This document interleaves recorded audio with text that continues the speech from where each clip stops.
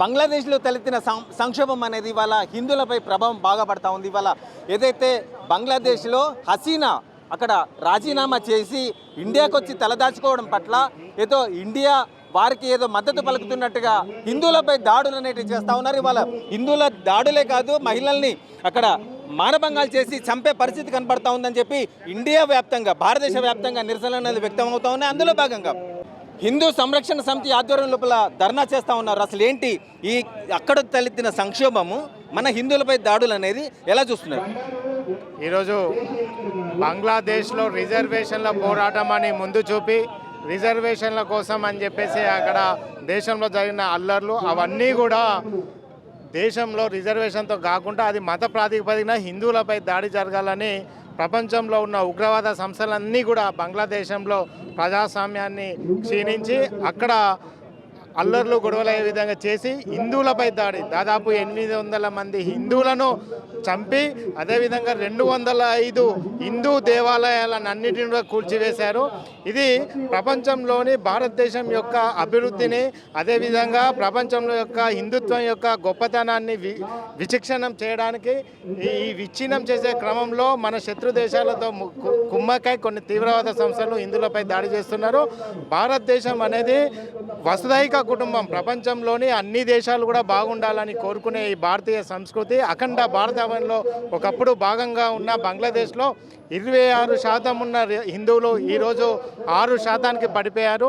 అది టార్గెట్ ఓరియంటెడ్గా హిందువులపై ప్రతి క్షణం దాడులు జరుగుతూనే ఉన్నాయి. ఈరోజు హిందూ సమాజం ప్రపంచంలో అన్ని దేశాలలో నిరసన కార్యక్రమాలు చేపడుతుంది.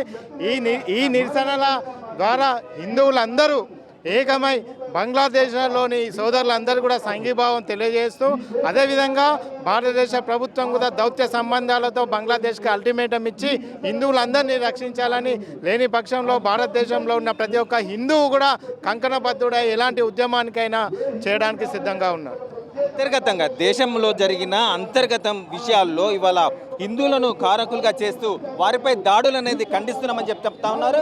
ఇవాళ భారతదేశంలో ఉన్న ప్రధానమంత్రి అన్ని దేశాల సంక్షేమం గురించి, అన్ని దేశాల సంక్షేమం గురించి ఆలోచిస్తుంది తప్ప అక్కడ తలెత్తిన సంక్షేమం మాకు సంబంధం లేదని చెప్తా ఉన్నారు. అక్కడున్న హిందువులను కాపాడాలని చెప్పేసి దౌత్య సంబంధాలతో వారిని అందరినీ కాపాడాలని చెప్పేసి చెప్తా ఉన్నారు. సార్ చెప్పండి, ఇవాళ ఎలాంటి పరిస్థితి ఉంది, అక్కడ దాడులు అనేది ఎలా ఖండిస్తున్నారు?